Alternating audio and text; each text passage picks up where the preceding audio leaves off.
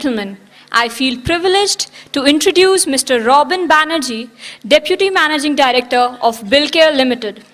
Sir is a scholar in the field of finance, holding degrees like CA and CS. Sir has more than 25 years of experience working worldwide, including countries like India, Germany, France, Romania, USA, Mexico, and Trinidad. Sir has served in various senior positions in Hindustan Unilever, ArcelorMittal, the largest steel company in the world, as the Managing Director and CFO for their German operations. In India, Sir has served in Thomas Cook Limited as Executive Director, in Suzlon Energy Limited as their Group CFO and member of the board in several international operations. Sir has also written various books on indirect taxation, including MODVAT, which went into 10 editions. It's an honor to have amongst us a dynamic and experienced leader. I welcome you, sir, to enlighten the young aspiring student managers with your words of wisdom. Thank you.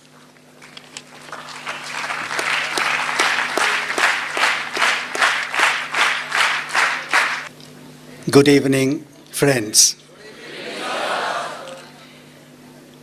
I appreciate the challenge you have got now. The last day of your symposium, the last session, Sunday, 6:30 p.m. It couldn't be worse than this.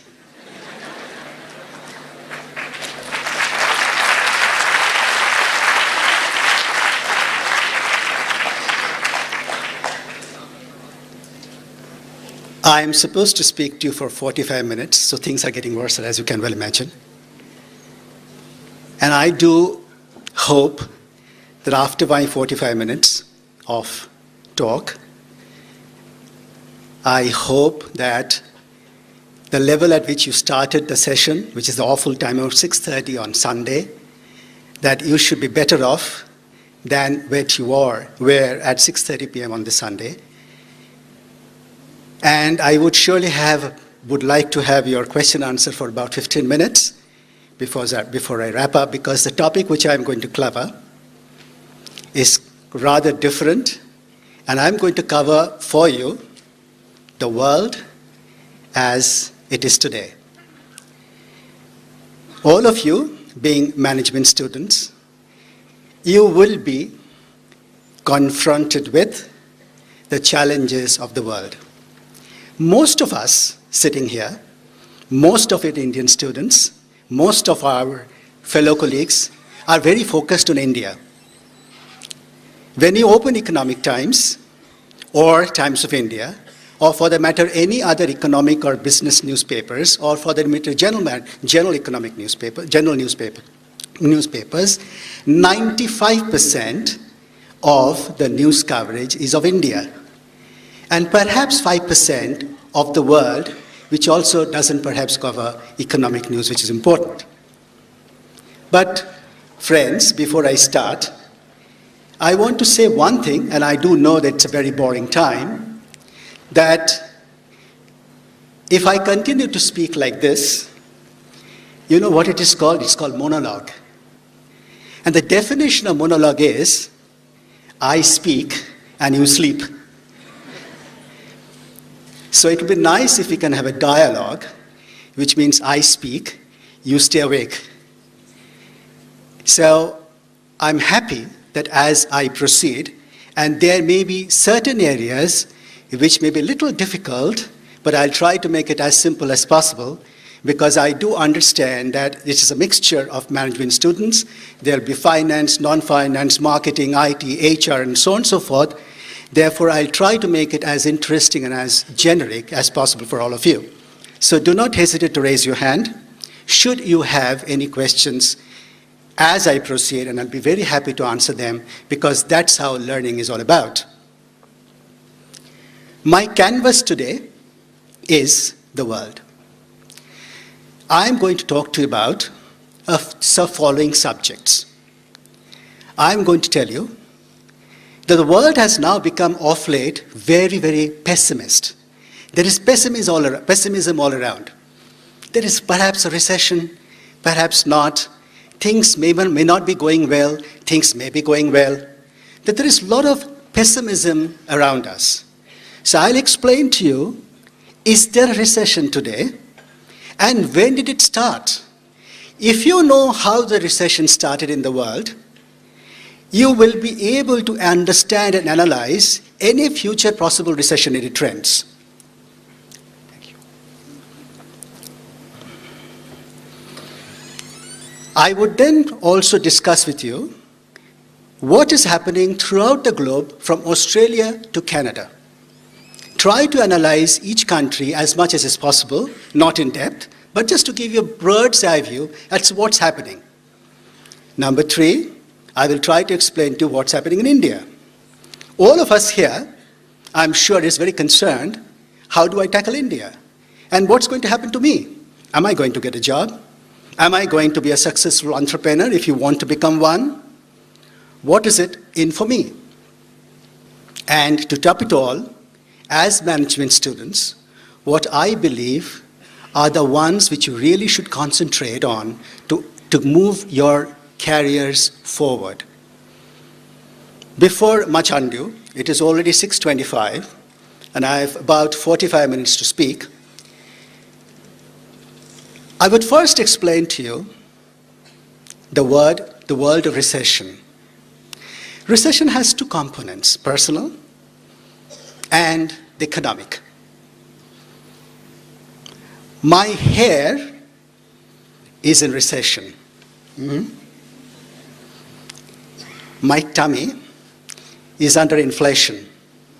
It's of course covered by this jacket. And because of these two phenomena, the recession and the inflation, I am in deep depression. That's personal. But that's how the world is. There is recession and inflation. You will keep on reading in the economic newspapers, and as management students, I'm sure you are. And that is creating the depression. How and when did this recession start? Friends, concentrate for a few minutes. The whole picture will emerge in front of you very soon. Very interesting. Perhaps many of you would have heard or read in pieces and parts. You may not have had any time got this holistic view, which I'm now trying to give you. Between 2001 and 2007, the world was actually booming. There was a recession, short one, in 2000 and 2001. But since 2001 and 2002 beginning, up to 2007, the world was booming, including India. I'm not too sure whether many of you were aware of this data, because many of you would have been students at that point of time. The current recession which we are facing, if at all there is recession, and I'll explain to you, is there a recession or not, started in 2008. But before I say when did the recession start, let me give you the definition of recession. Recession is when the GDP, which is the gross domestic product of a country, goes down for 2 consecutive quarters. If the GDP or the gross domestic product of a country goes down for 2 consecutive quarters, it is the official definition of recession. If it has not gone down by 2 quarters consecutively, then there is no recession. So in India, it has not gone down, as you know, although we were growing at 9 to 10% those days, 2002 to 2007. But now, even 2008, 2009, India was growing around 8 to 9%. But currently, as you know, we are growing at about 5.5%. And I'll explain to you what it is. When did the recession start, and why did it start? Recession actually started, this whole ball game of killing this world started in USA. US in this 2002 to 2007, even before, and you just concentrate for a few minutes now, they said that each person in each American must have a house. This was a stated political statement, political and economic statement of all the governments which ruled US. They said each person, each American deserves a house. Now, as you know, America is a capitalistic society. So how do you give a house? If China decides to give a house, Chinese government can give a house because it is not communist. Of course, I hope you know China is not communistic, but it is government-driven economy, which is completely different from what capitalism or communism is. So what did the government do? The government stated that each person who wants to buy a house can walk into a bank, and the bank will give a loan very fast.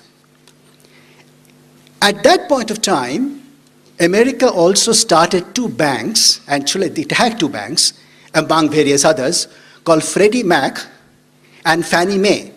You may have heard, because management students, finance students, you may have heard these two names, Freddie Mac and Fannie Mae. Freddie Mac and Fannie Mae were two banks promoted by the government, but not government-owned. So these two banks and some others, were known as mortgage bankers. Mortgage bankers means that if you want to buy a house, you walk toward the bank and say, I want to buy a house worth, let's say, $100,000. Mr. Bank, will you give me a loan? Bank will say, of course, I'll give you a loan. But till you repay the loan, the house will belong to me, to the bank. Which means the bank keeps the house, which the bank is financing as a mortgage. You will say, what is in for the bank? What the bank will get, of course, the interest.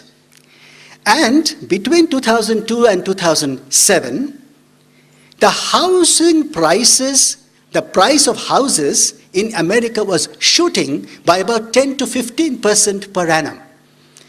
So when a bank is giving a loan of $100,000, which as you know is about 50 lakhs or 55 lakhs in today's currency, what the bank is looking at, that the house which this person is going to buy is mortgaged to me, means still the $1 lakh is paid back, I will have the property of the house with me, which I am the bank.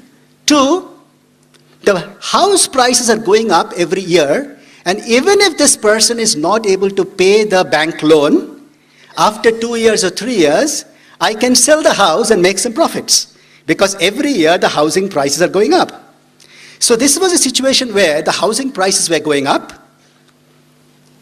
People were being given a loan for a house, and now the crux of the matter, the loans were being given to people who had no ability to even pay back the loan.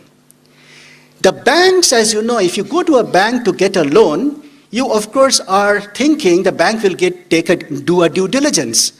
The bank will say, let me see, if Mr. X wants to buy a house, does he have the ability to pay back the loan? Anyways, during this period, up to 2007, the banks did not even check the antecedent of the persons who are taking the loan. And the loans, actually, they started advertising that walk in and walk out with a loan in 2 hours. Have you ever heard any country in the world ever before that a housing loan is being given in 2 hours? So a sweeper, a driver, a courier boy who has no ability to pay back the loan even the next 100 years walked into a bank, which included Freddie Mac and Fannie Mae, two mortgage banks, walked into these banks, asked for a loan, got the loan, and the bank never asked the question. Believe me, it is true. The banks never asked the question, Mr. X, if you have come to me, are you able to repay the loan? The banks were absolutely sure that they have no ability to pay the loan. There's no point in asking it. But I have no problem. The house belongs to me, because if this fellow doesn't pay back the loan, I will take over the house. And the house prices are going up. If he doesn't pay the loan back in 3 years, I will sell the house and make profits. This is what was happening. So what? That's nice. Everyone was getting a house. Everyone was indeed getting a house. It was true. People were getting a house. Not only people were getting one houses, but people were then buying the second and the third houses because of this. It was all going on fine. But now, all those finance people here concentrate here now. What did the bank do? That is where this whole recession or the problem in the world started. Concentrate here now. What did the bank do? The banks know that I have given loans to people who have no ability to pay. This loan is called subprime loan. Have you heard of subprime mortgages, subprime loan? This is called subprime loan. Subprime loan means loan which is not prime. A prime loan means the ability of the taker of the loan to pay back. Subprime loan means there is no ability for the taker to pay back. So what they did, every bank had subprime loans, which is giving loans to people who cannot pay back. They also had prime loans, means they have also given loans to people who can pay back. The banks then took in a pot, believe me, they took in a pot, the subprime loans and the prime loans and made a khichdi. They made a khichdi. Have you understood? They took some subprime loans and prime loans and they mixed it together. And once they mixed it together, what they did, let us say they put it 10 subprime loan document and 2 prime loan documents, 12 documents, put it khichdi, and then they created a document of 12 loans which contains 10 subprime loan and 2 prime loans. So what do I do with it? This document then they sold in the market to another bank. This document where subprime loan and prime loan is made a khichdi, you must have heard a word called CDO, collateralized debt obligation. You must have heard, the finance people here, you must have heard a word called collateralized debt obligation. This is called a CDO document, which has a subprime loan and a prime loan. And this document, the banks then sold it to another bank. And these banks were international banks, and one of the banks was ICICI of India. Why did another bank buy? This bank who actually gave the loan, he knows I will not get back the loan. So let me pass it on to somebody else.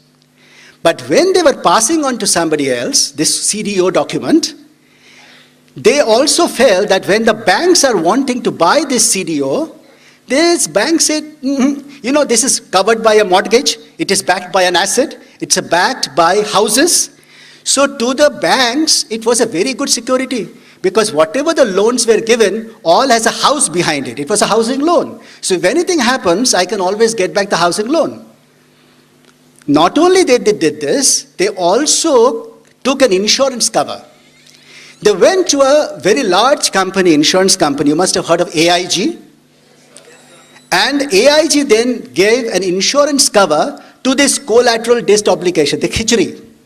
Now remember, the banks have created a pot of collateral debt obligation, which had subprime and prime loans. It was covered by an insurance cover from a world's largest insurance company, AIG. And you know what they did? These banks were so clever. Some of your colleagues were there, working for these banks. Of course, management graduates worked for these banks, so obviously you people are very clever. So they said, let me do one more thing. This document of collateral debt obligation, I shall get it rated. They went to Moody's, they went to S&P, which is, as you know, and they got it rated paper. And they got a rating of AAA. Why did the rating companies give a AAA rating? Because it was backed by asset and it was backed by an insurance cover. And it got a AAA rating. So this document, which is called a CDO, was backed by asset, was rated and backed by insurance. This khichdi paper, where there was hardly any chance of recovery, was then sold in the whole world in the banking system. And banks in South America, Ireland, Iceland, Portugal, Spain, India, Thailand, Indonesia, all these banks bought these papers from Freddie Mac and Fannie Mae and Lehman Brothers and Bear Stearns and JP Morgans and all those banks. They bought this paper. So the banks who gave these loans passed it on to all over the world, these papers. Can you understand that a person who took a loan in US, who has no ability to pay, that loan was then passed on all over the world, and the world banking system was then holding a piece of paper.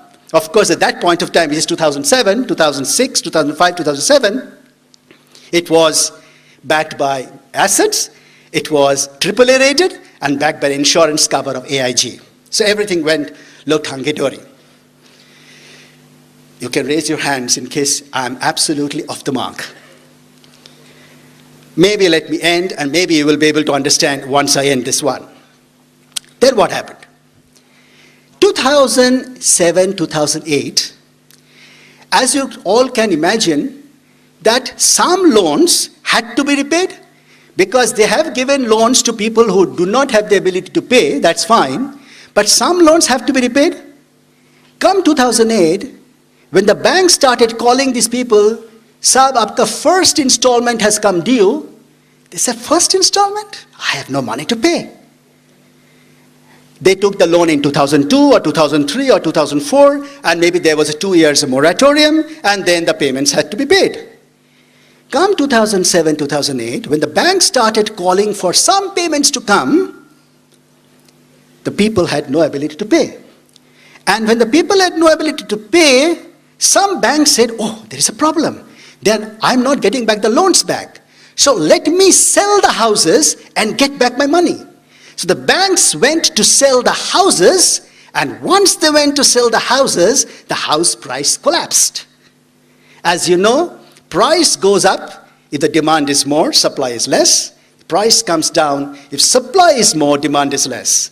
Suddenly the supply of houses, which was available in the market to be sold, enhanced, and the housing prices collapsed.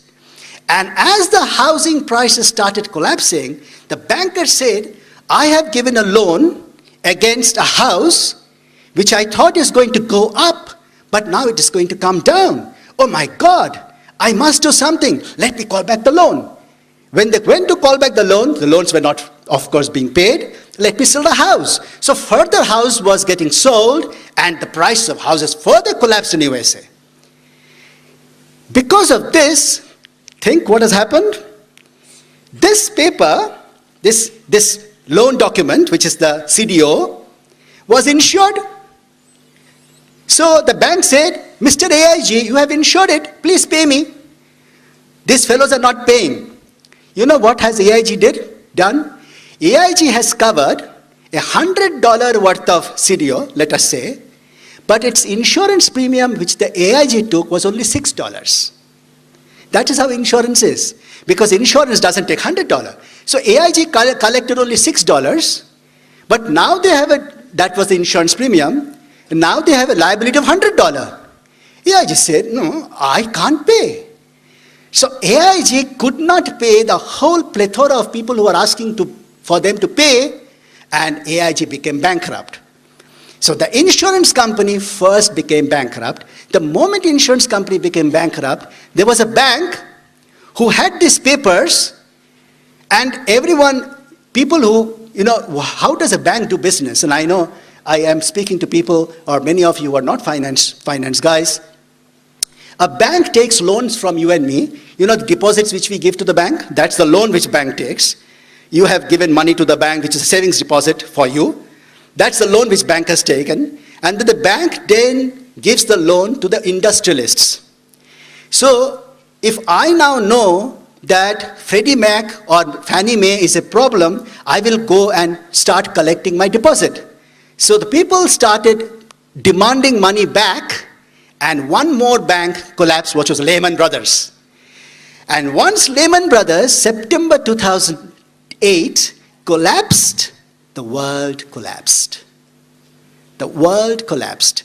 Before Lehman Brothers collapsed, and around July, August, one more bank collapsed, which was called Bear Stearns. You must have all heard that name, Bear Stearns.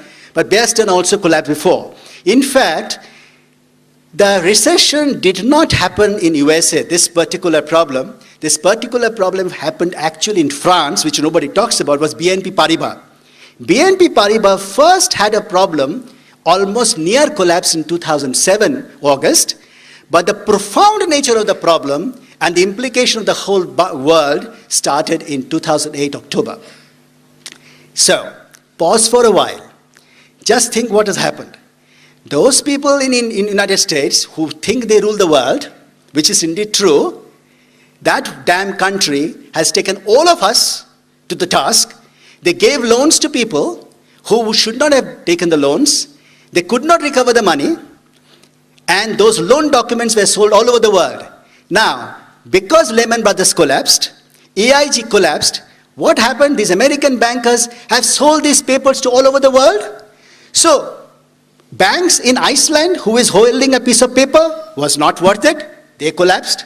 Ireland collapsed, France collapsed, Europe collapsed, India collapsed. So all over the world who had this piece of paper, which originally emanated from USA, all those banks all over the world collapsed or suffered. Now think of a business situation. How does a business go on in the world? The business goes on in the world basically from two sources of money. One source of money is called equity, and the second source of money is called debt. The equity is your own money. If I start a business for, let's say, 1 lakh rupees, normally, you know how will you start the business for 1 lakh? You will put 30,000 rupees of your own money and 70,000 rupees from a bank. When you put the money from your bank, it is called debt. So you have to get 70,000 rupees from your bank, which is called debt. Now, when you go to the bank, said, I have 30,000 rupees, sir. Please give me 70,000 rupees. And the bank said, I cannot give you 70,000 rupees. What will happen to my enterprise? I will not be able to carry on my enterprise because there is no debt. This is precisely what has happened from 2008, October onwards from 2009. That banks, because they suffered losses on the CDO papers, the banks stopped giving loans. Once the banks stopped giving loans, the economic activity in the world suffered disproportionately because entrepreneurs could not take money from the banks to carry on new ventures or carry on the existing ventures. In fact, all those finance people, just to give you a name, you know this insurance cover, which I was talking about, AIG gave insurance cover, there is a financial name for that. It's called credit default swap. You must have heard the name, CDS. Just in case you want to know the name, it is called credit default swaps. It is available even today. You can, in the banks, when the banks gives a loan, banks takes an insurance cover. And that is called CDS. Usually a CDS costs about between 1 to 3% of the cost of the loan amount. But that's another matter altogether. Happy to explain to you later on. So, 2008, 2009, 2010, the world suffered. Why the world suffered? The banking system of the whole globe suffered. But you will recollect, India did not suffer. Nothing happened to India. Very strangely. Have you ever read a book called The World is Flat? By Thomas Friedman? Such a lovely book it is. In fact, people continue to debate, is the world flat or not? The World is Flat, basically it's a book on BPOs. That is an example which they say he gives on how the Bangalore BPOs are working for the whole world.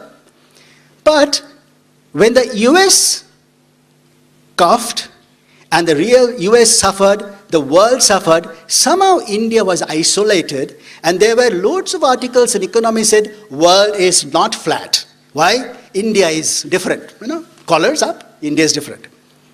However, come 2011 and 2012, which is now, it has been proved the world is flat because India has been affected. And let me explain to you that. What has happened basically is that apart from this question of 2008 collateral debt obligation, then bankers giving loans to people who were not supposed to pay back or could not pay back, one more thing happened. There were many countries in the world who was living beyond their means. Let us assume you have a salary of 10,000 rupees. And every month you spend 12,000 rupees. How are you spending 12,000 rupees?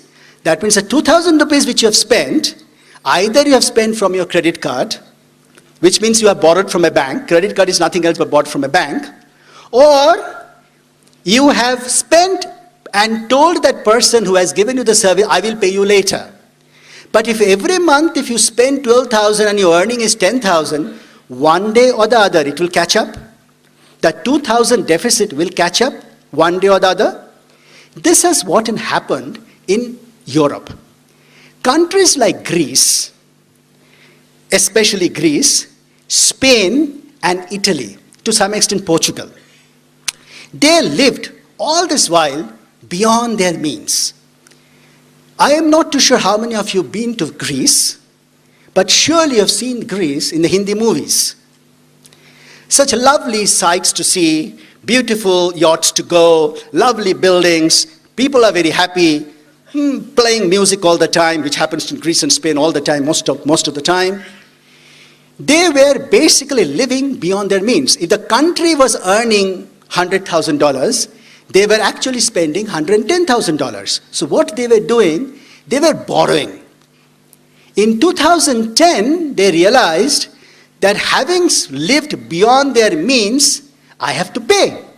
And in 2010, Greece said, I cannot pay. I cannot pay. I have taken loans, but I have no means to pay back. And this is what has happened in Greece. Greece is a classical example where if you live beyond your means, it will catch up. Let me give you another example of a country, by the way, which has already got bankrupt, which is Iceland. Beautiful country, Iceland. Iceland has already gone bankrupt. So is Ireland, which has already got bankrupt but has somehow coming back. What happened in these two countries is that the bankers gave loans to projects which was very suboptimal, something like subprime, and these banks had government backings. So banks kept on giving loans, saying, "Oh, to sarkar hamara piche hai." So government is behind me. So once, as you know, these collateral debt obligations and all that happened, business started coming down, the bank suffered, they went to the government, said, "Mr. Government, you told me you will back me." And of course, banks said, "Oh, I cannot pay you, all of you." So the government became bankrupt. So two things happened, essentially speaking, in Europe, that there was a section of countries which lived beyond their means, which is Spain, Greece, Portugal, Italy. And there were a section of countries like Iceland, Ireland, to some extent UK, they actually gave loans which they know that I will not be able to recover. Government backed those loans, and then when these banks asked for the loans to come back, government had no means to pay. Europe collapsed. Europe collapsed actually in 2010. In 2008, October, Lehman Brothers collapsed. 2009, US collapsed. 2010, Europe collapsed. But India was still there. Come 2011, China collapsed. So the world was very happy till 2010, saying that, there are these India and China, the BRIC nations, have you heard? Brazil, Russia, India, and China. These BRIC nations, this was quoted, or this name came from JP Morgan. No, I'm so sorry, Goldman Sachs. They said BRIC nations. So as long as China continues to buy, China continues to grow, if a nation like China continues to grow, what will China do? China will import goods, China will export goods. So if China, let us say, imports iron ore for manufacturing of steel, who is going to supply the iron ore to China? Whoever has iron ore. Who has iron ore in the world? India, Australia, South Africa. Actually India and Australia, because that's closest to China. So India was happy. India was exporting iron ore to China. China was growing. What was China doing? China was growing by investing in infrastructure which they don't need. Believe me, ladies and gentlemen, China has constructed a town which can house, I think, 0.3 million, 30 lakh people. It has roads, it has houses, it has hospitals, it has everything which a city needs. A city needs schools, colleges, everything. Till today, the town is uninhabited. Ek aadmi bhi nahi hai. So they constructed a city without getting any revenue from it. It is like if you, for instance, if you buy an asset and the asset is not generating any revenue, how will you pay it back?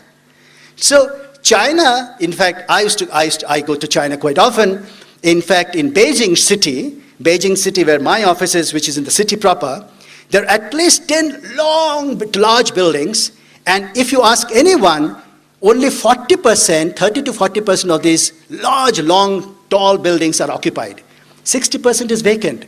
So what has China done?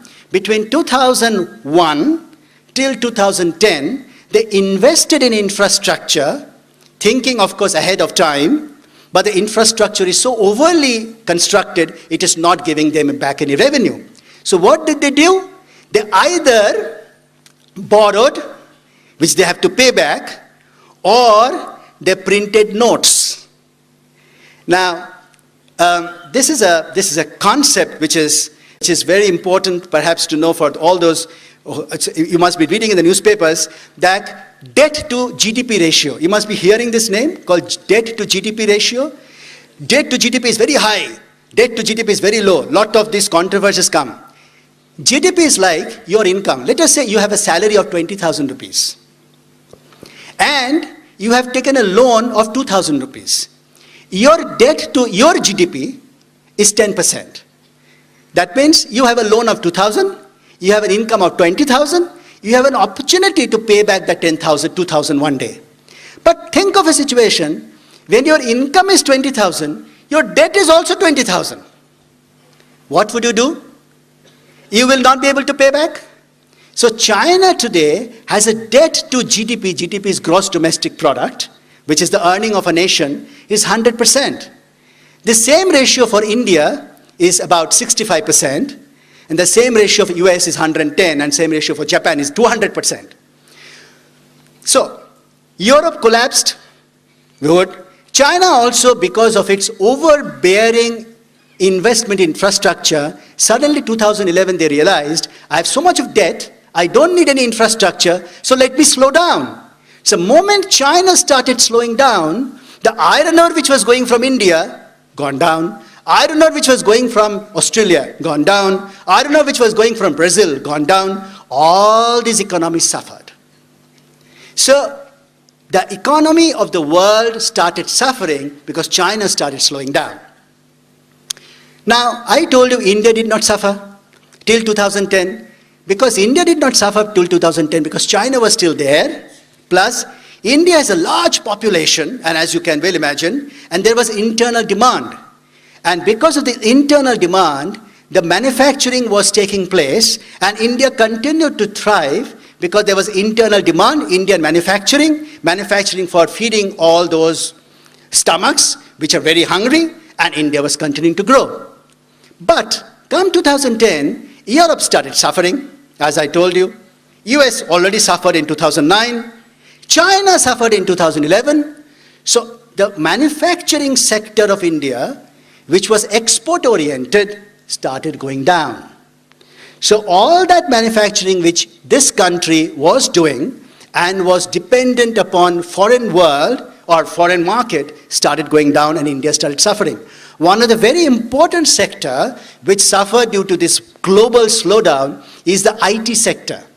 What does the India IT sector do? There is a BPO sector, as you know.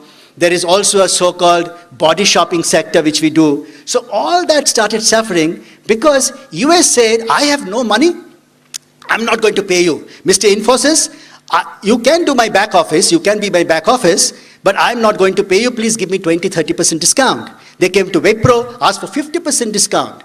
They went one after another to all these back offices and asked for 20, 30, 40% discount. So the profits which our India software industry was making continued to suffer, and that is where the bulk of the employment takes place in this country, and started suffering.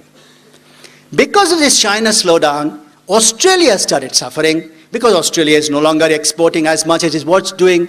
Brazil started suffering. In fact, Brazil was one of the fastest growing countries in the world. Now, this year, Brazil has grown by 0.4%. That means 0.5%. The Brazil, which was booming, suddenly has collapsed. So Brazil has collapsed. Brazil was, of course, taking a lot of machineries from India. Those exports have collapsed. So what has essentially happened, if I may now say so, the whole world has got into some sort of a situation where each and every country, because the world is flat, has got affected with each other's problems and have started suffering. What next? What happens to India? Let me give you some good news. That's too much of pessimism, isn't it? If you see the growth in the world, while there is so much of pessimism in the television, in everyone who is talking in the newspapers, honestly, I don't think we are as bad as what the rest of the world is. And let me give you some examples. The fastest growing country in the world still is China. China used to grow at 11%, 12% per annum. When I say growth, growth means GDP growth, which is gross domestic product growth. Means what the country is producing. China has still grown at 7.2%. Even India is growing at around between 6 and 6.5%. Except one more country in the world, which is growing at 6.5%, which is Indonesia, no other country in the world is growing as fast as India, ladies and gentlemen. The only group of countries which are growing at around 5% are South American countries. Venezuela, Chile, Argentina, 5.5%. However, Brazil, which is also a South American country, is not growing, 0.4%. US is growing at around 2%, 2.2 to be precise. But the good news is, Europe, you must have heard Europe is in recession. Europe is yet not in recession. What was the definition of recession? 2 consecutive quarters minus growth. 2 consecutive quarters. Last quarter, Europe minus 0.4%. Previous quarter, plus 0.3%. So if next quarter Europe shows minus, then we can say Europe will be in recession. Till now, Europe is not in recession. Japan, I have not given you examples of Japan. Japan became sick in the year 1990. So Japan became sick 20 years before. And Japanese sickness is still not been cured, so Japan doesn't affect the world anymore because it is a sick country anyway, and it has 200% as debt to GDP ratio, which I hope you can understand till now. So Japan, which was a major pulling of demand of the world, that is no longer existing, and the world has actually started living without a Japanese momentum. So the good news number 1 in India is that our GDP growth, in my view, is still second highest in the world. So why should we still be so concerned?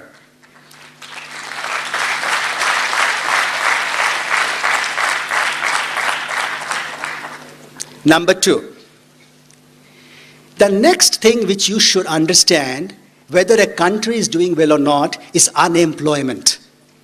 Unemployment percentage. If a country has 4% unemployment percentage, which means for every 100 people, it has 4 persons unemployed, it is fine. Because there will be some people who will be sick, mad, not capable of working, and so on and so forth. 4 is normal. The unemployment situation in the world is actually improving. It used to be 10% in USA, unemployment percentage. Last month, it was about 8%, 8.2 to be precise. In Germany, unemployment is 5%. In France, unemployment is about 5%. Now, a champagne bottle to guess India's unemployment. because monologue quite a bit.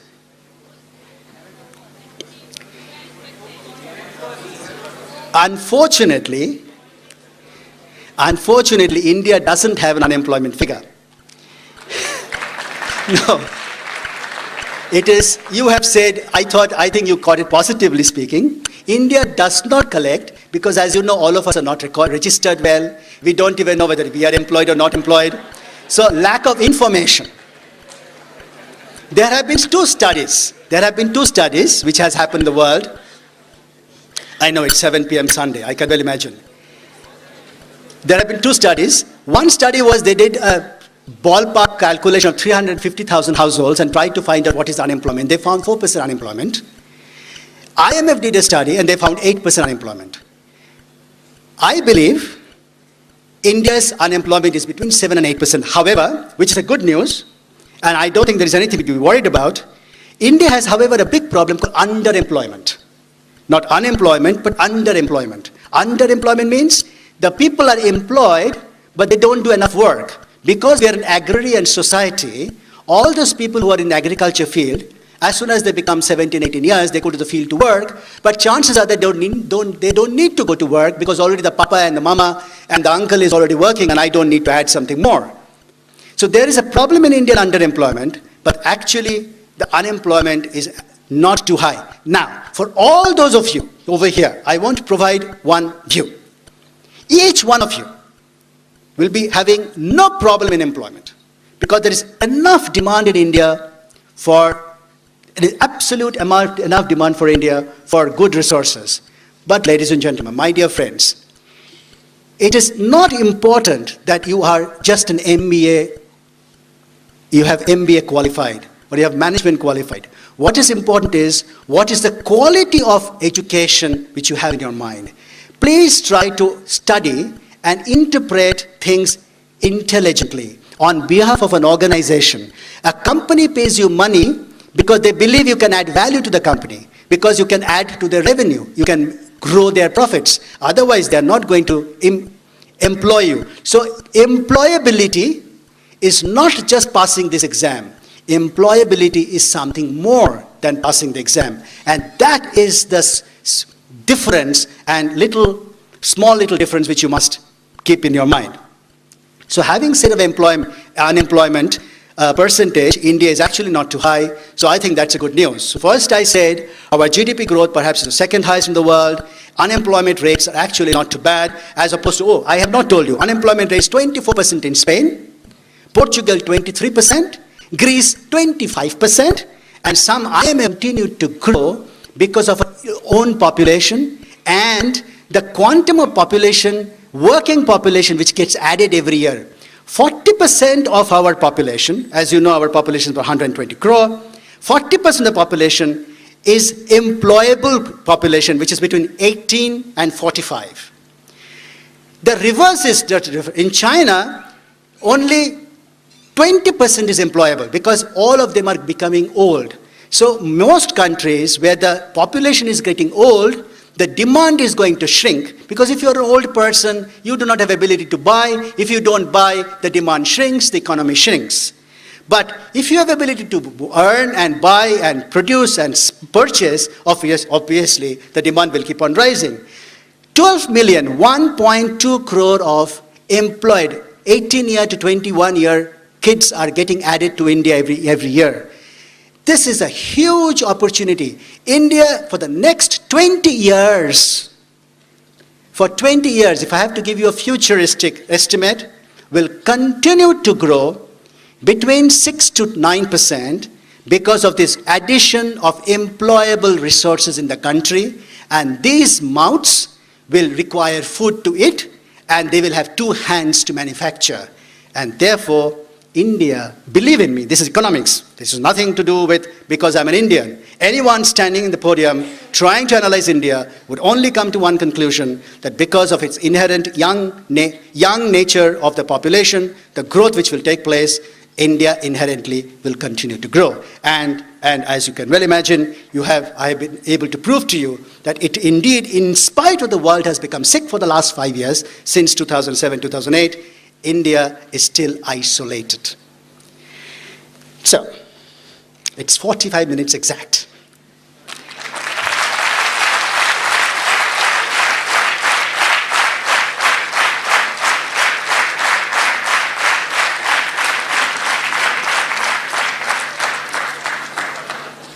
I would be very happy, and I do know it's a very large topic, a topic which perhaps cannot be done justice in 45 minutes.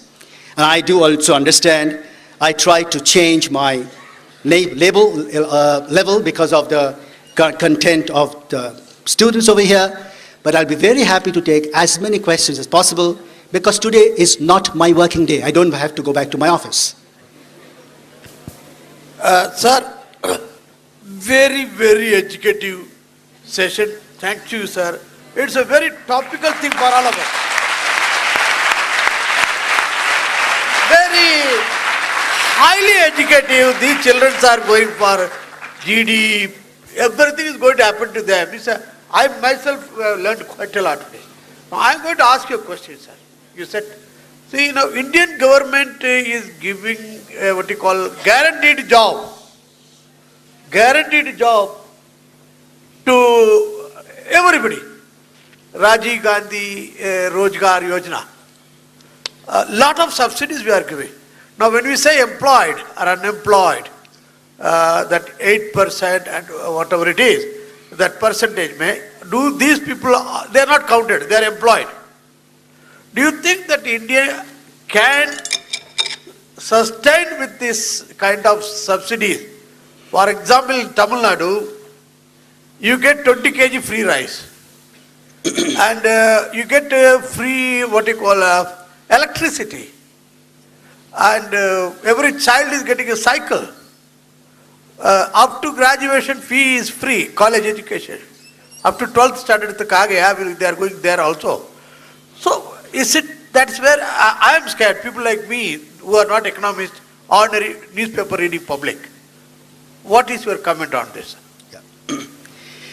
The question of sir is that Indian government gives large subsidies. What should be done? Most political parties who are not in power favors giving subsidy. What is a subsidy? A subsidy is like this. If you have a salary and you work somewhere, you earn 20,000 rupees, and every month someone gives you 1,000 rupees extra money. Just extra money. So what is your earning? 21,000. 20,000 you earned, for which you must have produced something in return. 1,000 rupees you did not earn. But because you have 21,000 in your pocket, what would you do? You will spend 21,000 rupees. Reasonable expectation. Maybe you will save something, but reasonable expectation. So when you spend 21,000, but you have earned only 20,000, what will happen?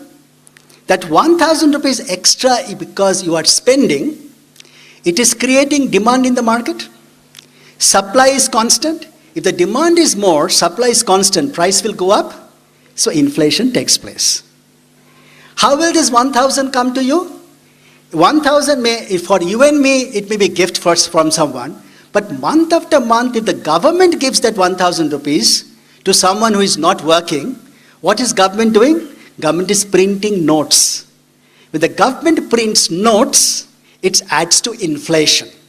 That is one way, and please park this answer differently. I'm not too sure whether you know how large is the GDP of India.